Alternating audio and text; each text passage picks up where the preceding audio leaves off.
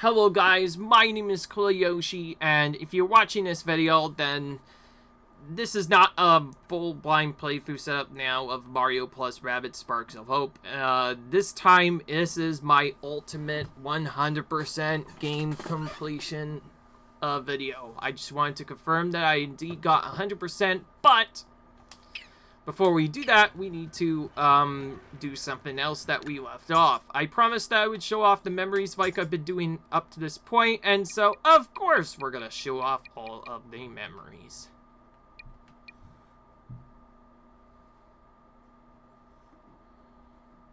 We're gonna actually start here, because this one is a bit better of the storyline, so let's do that.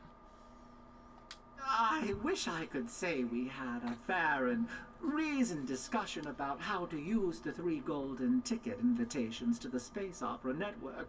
But as Rabbid Mario and Rabbid Peach were the only heroes with me when I received the transmission, we elected to tell the others after we warped there. I suppose we got carried away, but let's be honest, some of us heroes naturally dazzle on screen, others, not so much. Oh, I just realized Genie isn't the one doing this anymore, because Genie isn't with us, so now it's Beeple that does that. That's pretty cool. Alright, now let's go back through all of them in order now. But skip the last one, since we already did that. After decades of poor ratings, the Space Opera Network bet everything on a live comeback concert by the Phantom. It wound up in bankruptcy with the opera singer as its largest creditor. Rumor has it that afterwards, the Phantom held a live telethon where viewers paid gobs of money to have him stop singing so the network would return to its original programming, making him a small fortune. This Rayman character is fascinating indeed. He has hands, but no arms. At least, none that I can see. He has feet, but no legs. He has different costumes, each of which enhances his fighting abilities in various ways. Rayman came to the Space Opera Network in the same way we did, by invitation. However, he is far less trusting of our circumstance, probably just nerves brought on by stage fright. Where's Genie now, I wonder? Probably making all kinds of unauthorized changes to the WM arc. I shall therefore have to do my best with the enemy analysis. The Bravados are detestable little long-range fighters that are always on the move, climbing to elevated positions from which to fire upon us from medium range, where we remain under constant threat of their counterattacks and gust super effects. That makes them kind of nasty, because if you don't know about that counter, they can really destroy you, although we've been able to defeat Budget them cuts well. at the Space Opera Network necessitated the last-minute procuring of a giant flaming stooge as a primary antagonist when a prospect of an animated dragon became too expensive. The giant flaming stooge has formidable scene presence thanks to its terrifying weapon and area of effect fire attacks. Its strategy is simple: shoot heroes in range and to have them scatter away from cover. I don't know what to say about this, other than I'm fairly certain it's a set piece from the low-budget sci-fi film, The Robot versus the Kraken versus the Bride of the Giant Shrinking Man. The prop department has stuck some dark mess eyes on the Kraken, giving it even more bizarre and yet menacing appearance than in the film. The Phantom has been quite busy since we last saw him at Spooky Trails.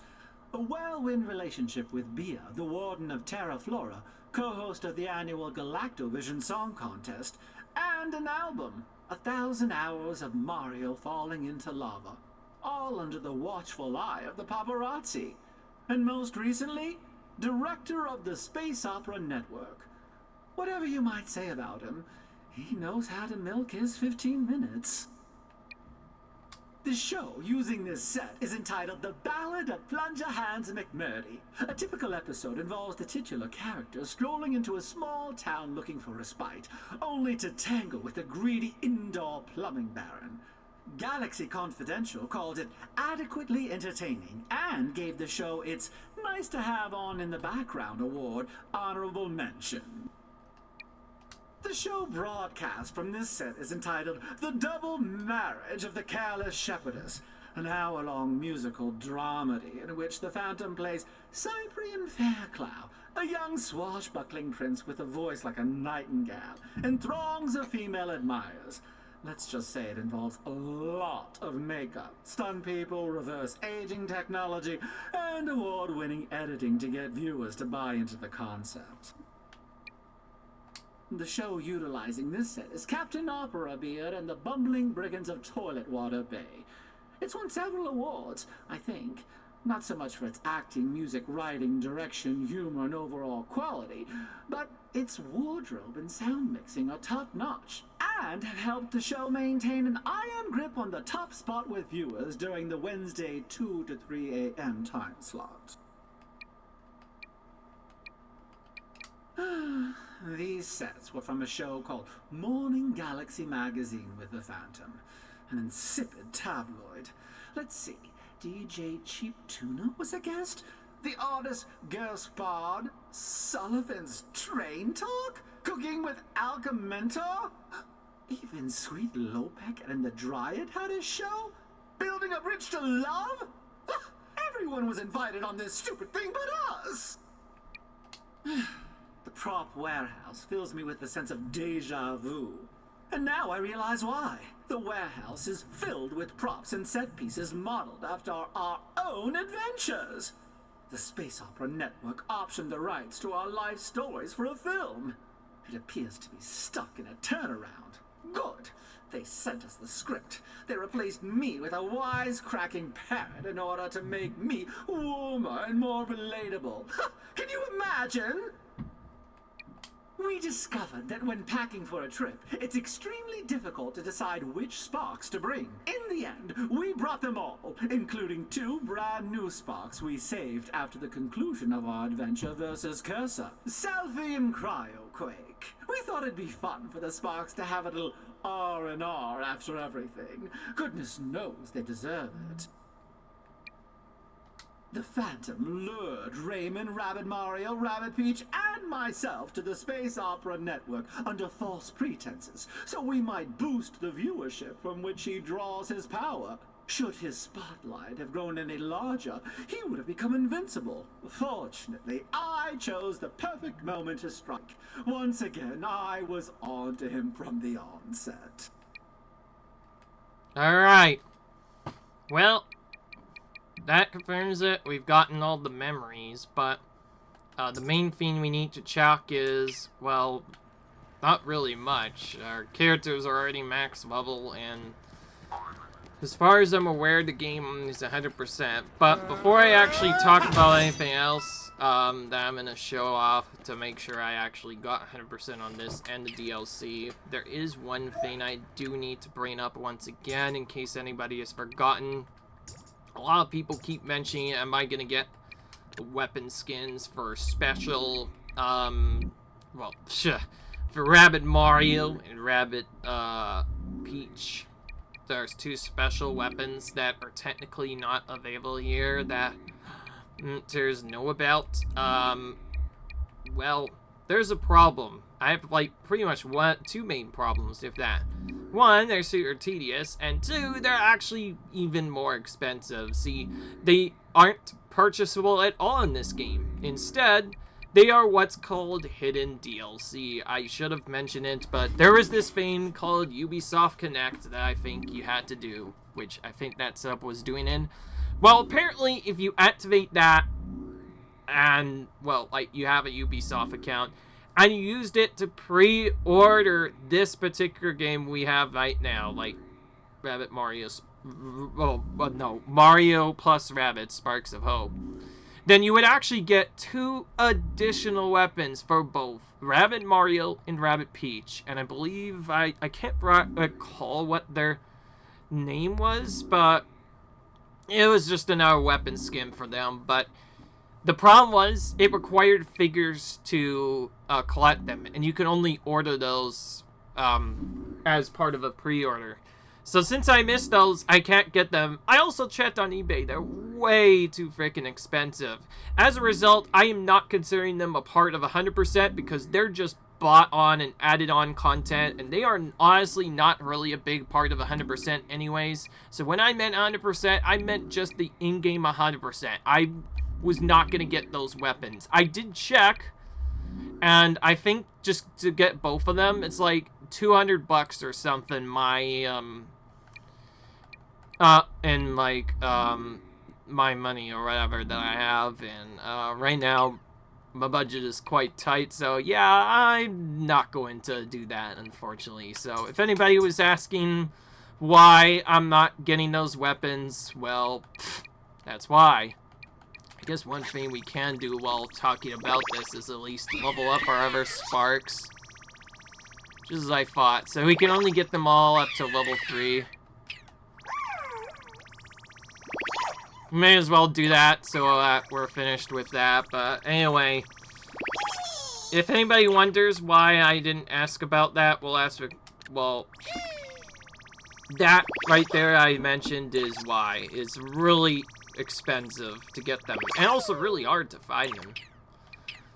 I think like one of the Rabbid Peach ones I found was super hard to find, and I only just found a bunch of the Rabbid Mario figurines. So yes, those Rabbids do exist. The problem is they're technically just added on bions and more or less add-ons, and not actual full DLC or just included as part of the main game. So I'm considering them added content, which means they're not really required for 100%. So for that reason, I'm not going to get those weapon skins because it would just be way too much effort, and if anything really does is just gives you 2 extra weapons to use. It's kind of pointless. It's also a one-time code too, so you can't just use that same code for both of your switches too. You also need a Ubisoft account to even use that, so it's like, yeah, I figured if I didn't have to make a Ubisoft account, that's cool. I already have a lot of stuff going on as it is, so I think just doing it like that is probably better than nothing.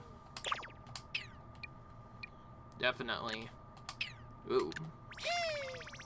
So yeah, that's why I'm not getting that. So I thought I would mention that. I know I've mentioned it a whole bunch. It's just like I need to make sure people know, because I would not want them to think I was doing something weird, but no. You know, Master, I don't give you enough love. I'm gonna use the star potions on you. Why not? It'll be nice and healthy. Yeah, okay, just kidding. They're both still be really healthy. I just thought doing that would be cool. Alright. So, I guess now that I've gotten that out of the area, we just need to check all the 100%. So, as you can see, we get 100%. Oh, we get another message from the team. The biggest dark yields to the faintest light, a light that exists with each of us. You are not alone. We are a multitude linked together within fed that says together our heart and souls. Tighten not, will be together forever. Lighting the way. I think that's a special award we get for getting all the DLCs 100%ed. So, yeah, well, there's only one thing left to do now. Quit to the main menu and check our other DLC stuff one at a time. Speaking of which, we better check the other message from the teams as well. So as we see, we have 100% on that game. We have 100% on this game, but we'll go ahead and check each just to make sure we're not missing anything, because we saw there was a message there. It's possible there could be another message from the team. So we need to make sure that we're not missing anything. We can also get our kind of average times based off of that, so we can see how long it took. Obviously, the main game and the Tower Doom took the longest of all. And these other 2 DLCs were much shorter in comparison, way more bearable. Keep in mind, that included stuff that I was doing off time. That's for sure. Oh, I keep doing this wrong. This is what I wanted to look at. Okay, alright, there is no message from the team, so that's only for the third one. Interesting. Anyways, we have all the sparks, we have all the weapon skins, we have all the memories, and it's fully 100%, so that part's done. I just thought I would go into each game and make sure. Also because when we get back to the main game, we can read that message from the team again. So that way you guys know what messages you get for actually 100%ing these games, because I thought it'd be cool. And yeah, see, look at that, 23 hours. Some of that was including resets, some of that was also including, well, the fact that we had to do the tower 10 times, actually. Yeah, I say that, 10 times, literally. It actually could have been more, but we really got lucky when we found the Magnafowl at the end. Otherwise, it would have taken a really long time. Probably. Alright, this one we just have the normal aggression. We have all the heroes unlocked. We have all the Sparks unlocked. Enemies encountered. Weapon skins unlocked. That's 100%ed. So that's probably an easy one to find. So yeah, just under 24 hours. Yeah, this particular 100% took the longest. Because the only way you could really speed it up is just do 9 battles and hope that you get all the Sparks and heroes encountered by then. And then we have the main game. This did the longest. Our playtime is 36 hours on this, but to be fair, it is fun. Main game, that's for sure. Yeah. Nope, I am not going to do first second time, if anybody is wondering. Although, if I thought of that, maybe I would have, but it literally is just going to spawn the same thing again, and since this is just 100% confirmation, I do not want to waste time doing another battle. But I guess I should at least check that. I did say that other battles might be replayable, so if I'm correct, this final battle should be... Yeah! See, I figured you could replay Cursa. I was like, if you're not able to replay this final battle, like, what? Okay, and now this one, we have the 100% on all 6 worlds, which is a lot more. 72 memories, 45 weapon skins, 30 sparks, and 5 panic keys. Yeah, that was a lot longer. And of course, we have the message team. Journey. Travel humbles for the galaxy feels infinite, as does the number of people who make it hum, of which no two are exactly alike. For this, we are all the richer. Wherever your journey leads you, we are humbled to have taken some small part of it with you. Cool. Just over 36 hours we played, just the main game alone. So, that was just a confirmation, but yeah. That's all that the game cares about for 100%. See, like, that extra DLC weapon stuff that I mentioned, like the cat weapons, says they weren't included as part of the main game. I do not consider them as part of 100%. So yeah, I'll just go through it one more time. Main game 100%. Tower of Doom is 100%ed. Melodic Gardens, or Vast Spark Hunter, is 100%. And now, Rayman and the Phantom Show is also 100%ed, which means we have done it. Percented this whole game, including all of its DLC, and that's confirmation that we did do it. So, yeah, hope you guys enjoyed. See you guys in the next video. Rather, the next playthrough. We'll see if we do another Mario game or maybe something different. Until then, see you guys later. Bye.